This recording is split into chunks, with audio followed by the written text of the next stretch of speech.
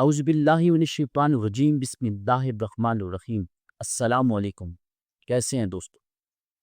دوستو ایران اسرائیل اور امریکہ جنگ کا آج 8واں دن ہے اور آج کی اس ویڈیو میں ہم اسی پر بات کریں گے۔ اس سے پہلے کی ویڈیو میں نے آپ کو ایران کے ماضی اور ایران کے دوسرے سپریم لیڈر آیت اللہ خامنائی کے دور کے بارے میں بتایا تھا۔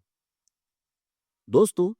28 فروری 2026 کو ایرانی وقت کے مطابق تقریباً 9:45 پر اسرائیل اور امریکہ نے مل کر ایران پر ایک بڑا حملہ کیا۔ دوستو یہ حملہ 2 بڑے بحری جہازوں سے کیا گیا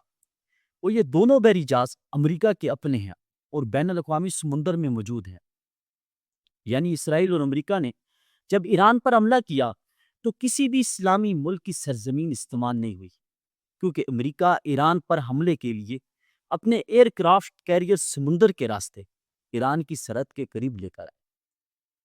دوستو ان بحری جہازوں سے طیارے اڑائے گئے، اٹامک میزائل بھی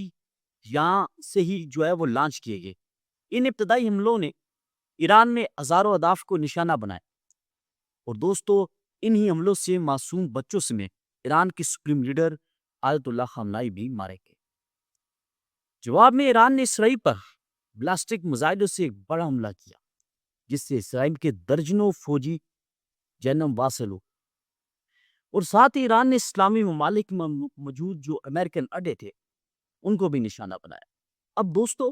ایران کی یہ والی حکمت عملی مجھے ابھی تک سمجھ نہیں آئی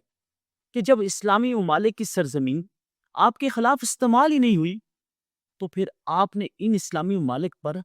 حملے کرنے کی وجہ کیا تھی؟ اگر وہاں امریکی اڈے موجود ہے تو وہ آج کے تو نہیں ہے، لیکن دیکھا جائے تو اسلامی ممالک نے ان اڈوں کو آپ کے خلاف استعمال تو نہیں ہونے دیا، جبکہ آپ نے جو اسلامی ممالک پر حملہ کیا اس سے تو اسلامی ممالک کا بھی نقصان ہوا ہے۔ اور گزشتہ روز یعنی 7 مارچ کو ایرانی صدر نے اپنے بیان میں اسلامی ممالک سے معافی مانگی ہے، مگر ان کے اس خطاب کے بعد دوبارہ اسلامی ممالک پر حملے ہوئے ہیں، جس سے یہ لگتا ہے کہ ایران کی جو موجودہ قیادت ہے اس میں اختلافات موجود ہیں۔ اور یہاں پر دوستو ایک بڑا سوال یہ ہے کہ ایران نے ابھی تک امریکہ کے جو 2 بڑے بحری جہاز جو سمندر میں کھڑے ہیں ان پر حملہ نہیں کیا، حالانکہ یہاں سے ہی پہلے دن بھی ایران پر حملہ ہوا تھا اور یہی اس وقت مین پوائنٹ ہے جہاں سے ایران پر بڑے حملے ہو چکے ہیں اور ابھی بھی انہی بحری جہازوں سے حملے ہو رہے ہیں۔ ان بحری جہازوں نے ایران کے جو 20 بحری جہاز تھے ان کو بھی تباہ کیا۔ دوستو 2 مارچ کو کویت میں امریکہ کے 3 فضائی جہاز تباہ ہوئے، جن کی مالیت تقریباً 30 ارب سے زائد بنتی ہے، اور امریکہ نے اس سے متعلق یہ پریس ریلیز جاری کی کہ یہ جہاز غلطی سے کویت کے ہی ڈیفنس سسٹم سے تباہ ہو گئے۔ دوستو آج جنگ کا 8واں دن ہے اور اگر نقصان کی بات کی جائے تو ایران میں مرنے والوں کی تعداد ایرانی جو سرکاری ذرائع ہیں ان کے مطابق 1200 سے تجاوز کر چکی ہے، جبکہ زخمیوں کی تعداد 5000 ہے، جبکہ اسرائیل اور امریکہ کی جو مشترکہ علاقے ہیں ان کی تعداد 30 ہے۔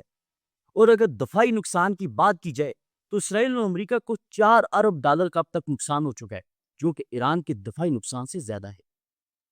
عزیز دوستو ابنائے ہرمز ابھی بھی بند ہے، جس سے عالمی تجارت پوری طرح متاثر ہو چکی ہے،